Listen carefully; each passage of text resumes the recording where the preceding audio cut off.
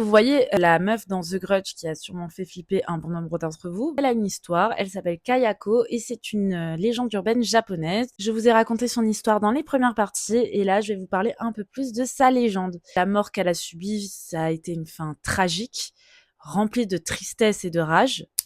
Et c'est pourquoi cette légende urbaine subsiste dans l'esprit des gens.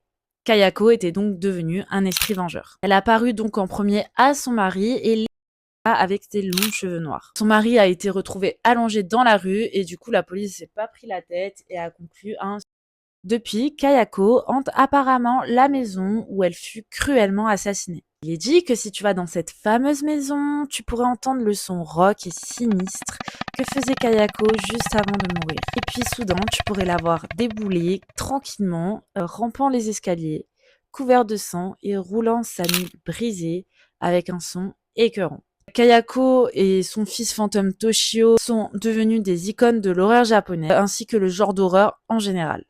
Cette histoire apparaît du coup dans le film The Grudge, qui est une trilogie. On peut aussi retrouver le personnage dans le jeu vidéo Ju-On, The Grudge, et aussi dans le roman Ju-On, qui a été écrit par Kayoichi. Si vous avez aimé découvrir les origines de The Grudge, n'hésitez pas à commenter et à partager la vidéo, et on se retrouve bientôt pour d'autres légendes urbaines.